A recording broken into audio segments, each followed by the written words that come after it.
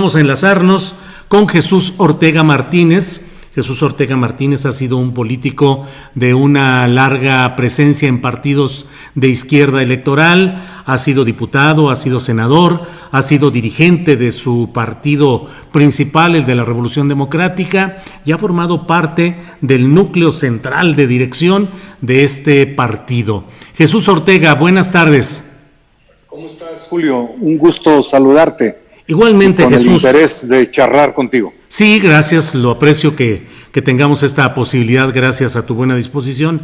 Jesús, ¿qué pasa? ¿Cómo ves todo lo que se está dando, los señalamientos adversos respecto a el Pacto por México, las reformas energéticas, versiones de que hubo dinero, sobornos para poder aprobar esas reformas llamadas estratégicas? Sé que el PRD mantuvo una postura distinta en cuanto a lo energético, pero sí te planteo, ¿cuál es la corresponsabilidad del PRD y tuya en lo personal, Jesús? ¿En qué participaste del Pacto por México, de estas reformas estratégicas, y qué presiones o qué apoyos o qué recibiste a cambio?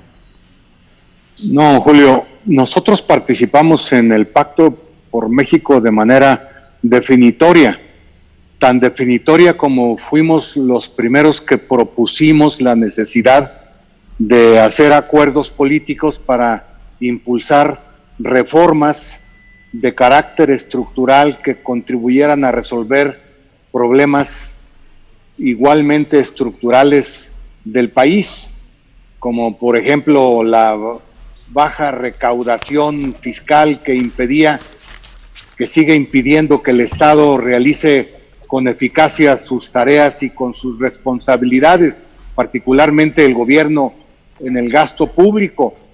O hicimos una propuesta para terminar con los monopolios, con el monopolio en las telecomunicaciones y con el duopolio en las televisoras. Hicimos una propuesta, por lo tanto, integral para hacer de la política de las telecomunicaciones una política en beneficio del país y desde luego para que las mexicanas y los mexicanos pudieran tener acceso a los medios modernos de comunicación. También propusimos una reforma en el ámbito financiero para terminar con los monopolios bancarios, especialmente de los bancos extranjeros, y con ello posibilitar el acceso de inversionistas mexicanos a la banca de nuestro país para, insisto, terminar con la hegemonía y hasta los monopolios. Hicimos también propuestas en materia de la reforma educativa para lo que yo llamo desprivatizarla, porque en lugar de ser una responsabilidad su impartición por parte del Estado, la educación había caído en manos de los gremios dirigidos por el Baester Gordillo o por la CENTE. Y pensamos que debería de ser regresada al Estado la facultad y la obligación de impartir la educación, especialmente la educación básica. Sí. Y también hicimos la propuesta de que la educación fuera mejorada de calidad, y por eso propusimos órganos autónomos que vigilaran cómo se impartía la educación y qué modificaciones había que hacer. Con esto te digo que fuimos autores, impulsores de las reformas estructurales que en su momento todo mundo consideró convenientes y alabó, no solamente fuera del país, sino adentro del país. Excepto López Obrador. Excepto López Obrador. Que al final resulta triunfador histórico y político. Y por eso combate de dicho las reformas del Pacto por México, aunque se apoya en ellas para gobernar. Te voy a poner un ejemplo que será, pienso yo, aceptado por su racionalidad. La reforma hacendaria, el presidente López Obrador se ufana hoy de que tiene una muy importante recaudación por el impuesto sobre la renta. Bueno, no la tendría esa importante recaudación si no hubiésemos hecho la reforma en el Pacto por México de aumentar el impuesto sobre la renta a los grandes empresarios, a los importantes empresarios de este país que pagaban mucho menos de lo que deberían de pagar.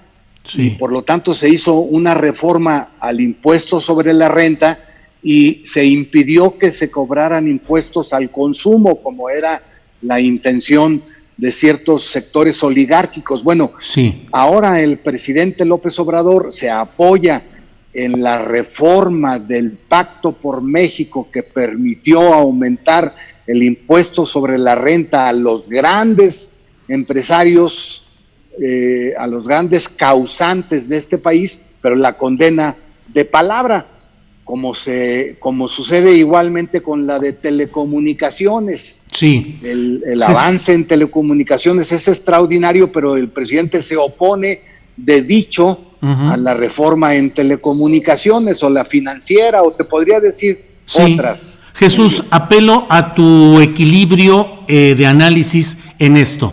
Lo que ustedes plantearon y lo que defendieron al participar en el Pacto por México y en estas reformas estratégicas, te pregunto, ¿terminó aplastado política e históricamente por López Obrador y eso se refleja en la actual correlación de fuerzas entre el PRD y Morena? No, porque a final de cuentas todavía no termina la historia electoral y política del PRD respecto al presidente de la República ahora, López Obrador. Hay una coyuntura que fueron las elecciones pasadas en donde pues obviamente ganó López Obrador, pero aún falta un trecho por caminar para ver cuál es la verdadera razón que se va a imponer. Y yo digo, perdón, o sea, ¿crees que el PRD va a resucitar y va a tener brillo y fuerza? La palabra adecuada no es resucitar. Yo creo que el PRD va a recomponer su presencia en la vida política nacional y se le va a reconocer como el partido de las grandes reformas que han transformado a nuestro país. Bueno, las reformas del 94, 96 permitieron terminar con el régimen presidencialista autoritario y hacer del Congreso una fuerza muy importante, reformas a las que, por cierto, se opuso López Obrador. Cuando creamos el IFE, primero, que después se transformó en INE, cuando logramos por primera ocasión la oposición ser mayoría en la Cámara de Diputados y terminar con el régimen de partido de Estado, pues cuando logramos las reformas en materia de derechos humanos para crear la comisión y hacerla autónoma constitucionalmente, y cuando hemos creado tantos órganos de carácter autónomo que lograron poner un límite a los abusos del Poder Ejecutivo, fuera del PAN, fuese del PRI o fuese de Morena. Entonces el balance histórico se va a hacer, y yo creo que la aportación del PRD a la transformación progresista de la vida política nacional será reconocida.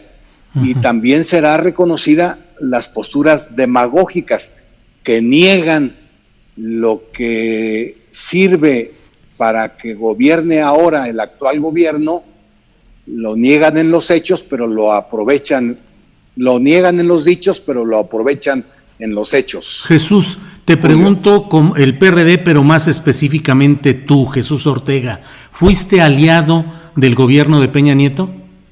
No. Fuimos, como en otras ocasiones con otros presidentes o con otros gobiernos, fuimos coautores de reformas.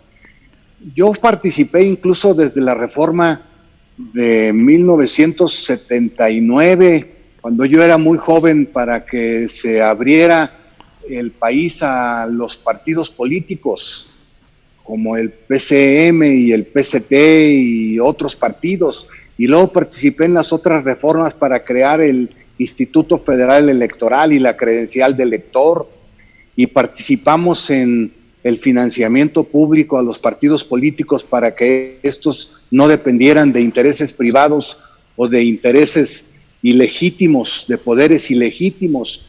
Y he participado en muchas reformas y eso no me ha hecho aliado de ningún poder autoritario y abusivo, sino que me ha hecho partícipe de reformas. Es como si a Felipe González se le acusara de ser aliado de Suárez cuando solamente fue partícipe de un pacto como fueron los pactos de la Moncloa, o al presidente de Uruguay para hacer junto con el Frente Amplio reformas que permitieran la apertura democrática en esa entidad. Sí.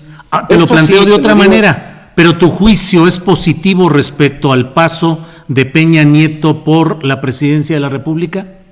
No, Peña Nieto cometió un error gravísimo, que fue, después de haberse aprobado las reformas estructurales tan importantes como algunas que te he mencionado, no ponerlas en práctica.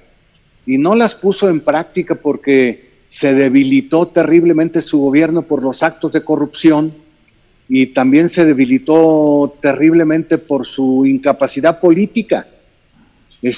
Pero la sustancia de las reformas ahí está y siguen siendo válidas muchas de ellas. Algunas se llevaron a la práctica y otras no se llevaron a la práctica por esta incapacidad de Peña Nieto y por la corrupción que que se impuso en algunos de sus allegados y en él mismo, en su gobierno. Pero eso no demerita la calidad y la importancia del contenido de las reformas que hemos impulsado, ¿no? Oye, Jesús, y que creo que son en muchos sentidos muy importantes para el avance democrático y el avance social de nuestro país. Jesús, ¿quién te presentó por primera vez la propuesta de lo que sería el Pacto por México?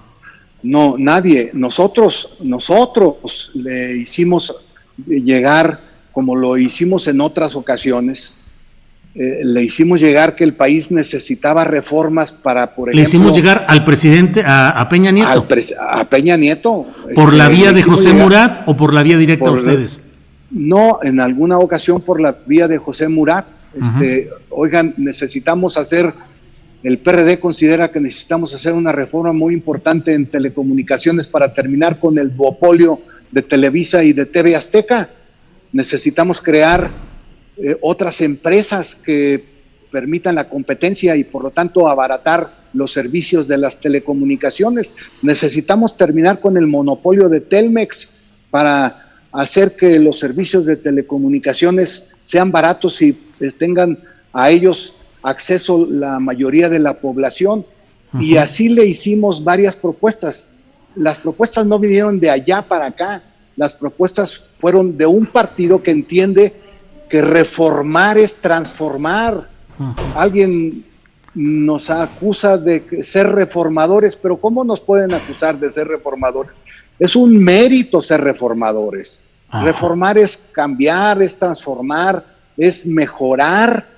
Y esa ha sido la historia del PRD desde 1989, reformar, hasta que terminamos con el régimen de partido de Estado y hasta que creamos un régimen pluripartidista que permitió acercarnos a un régimen democrático y a elecciones limpias. Bueno, esa actitud de reformar constante y permanentemente no debe de suspenderse dependiendo de quién esté en la presidencia o qué partido haya ganado.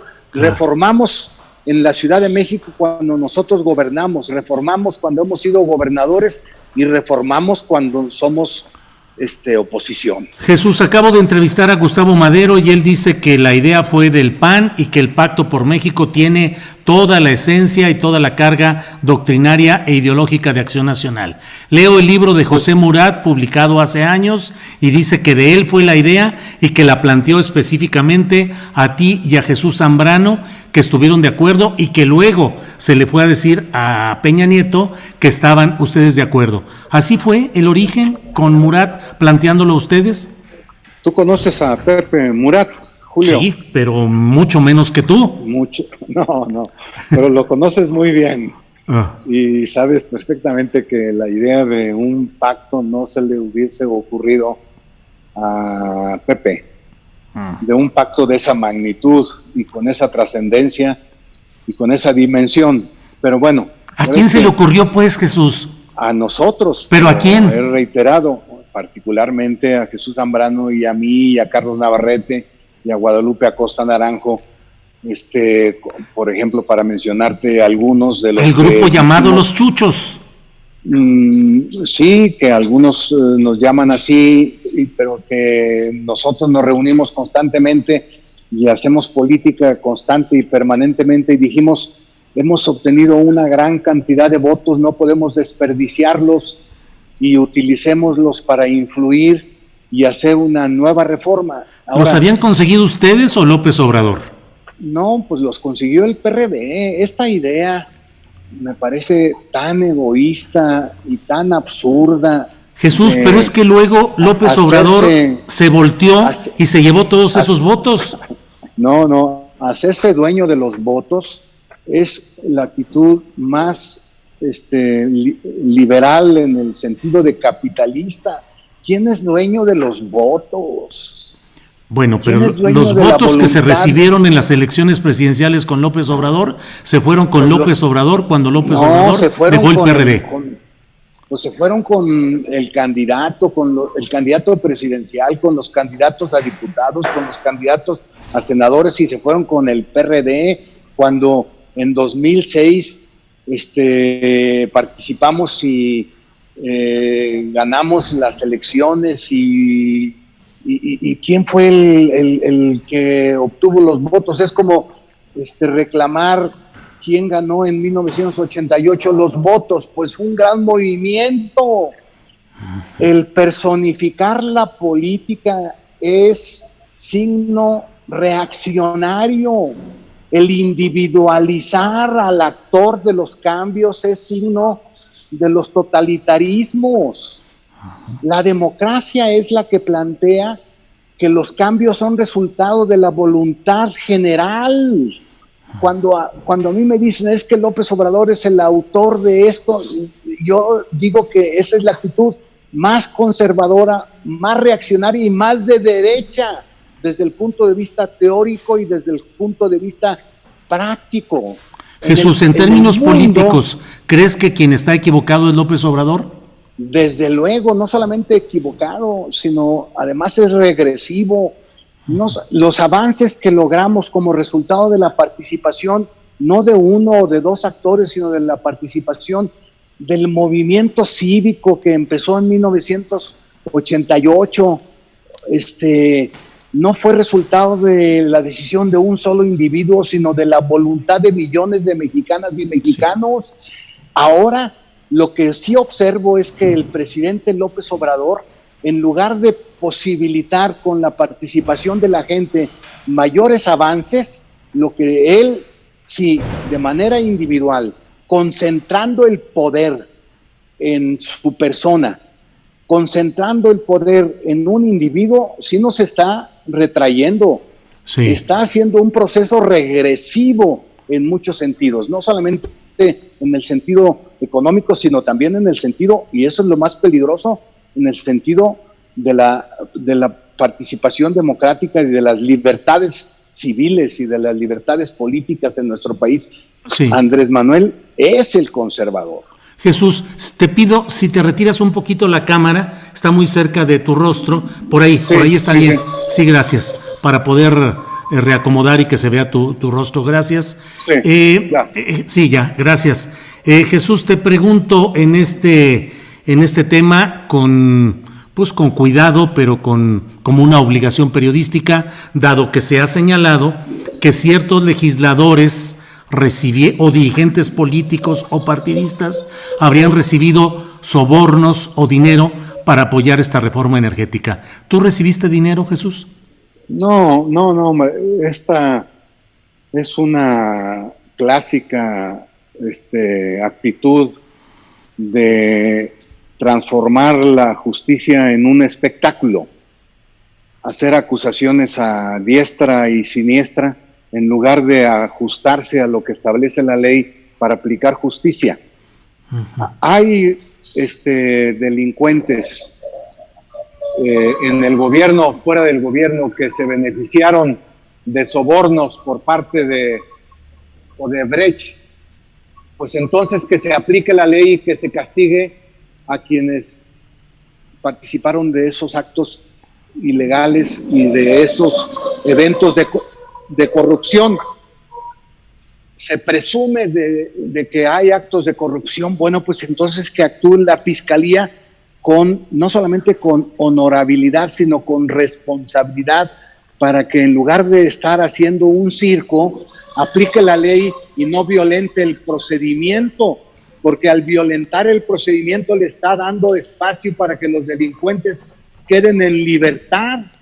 Y lo que está haciendo el procurador y lo que están haciendo algunos funcionarios es darle elementos a que los delincuentes queden en libertad. Por ejemplo, ¿quién le informa al presidente, como él mismo lo dijo, quién le informa al presidente de las averiguaciones que realiza la Fiscalía General de la República?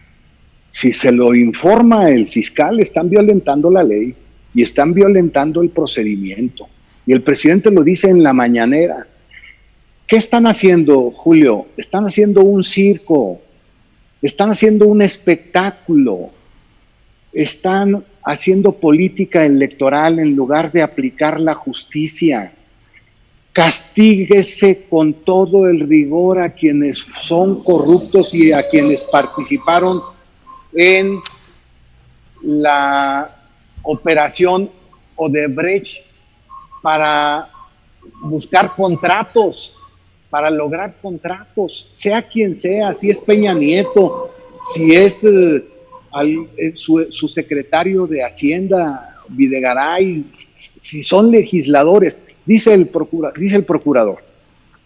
fiscal, que el acusado, Lozoya, señala que hay un diputado y 3 senadores.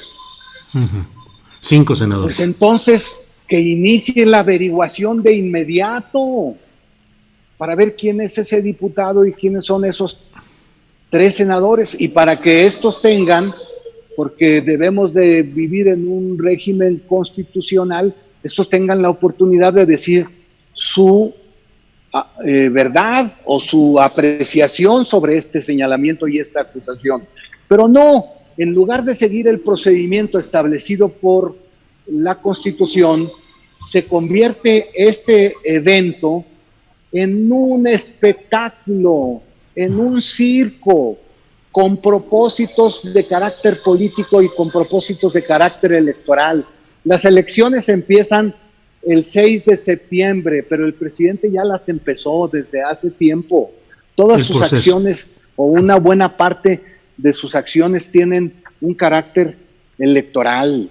Bien. Y esta, sin duda, tiene un carácter electoral. Distraer la atención de la caída del Producto Interno, distraer la atención de los fallecidos por el COVID, distraer la atención de la violencia que desangra al país y meternos al gran espectáculo del circo que se da con el caso Lozoya.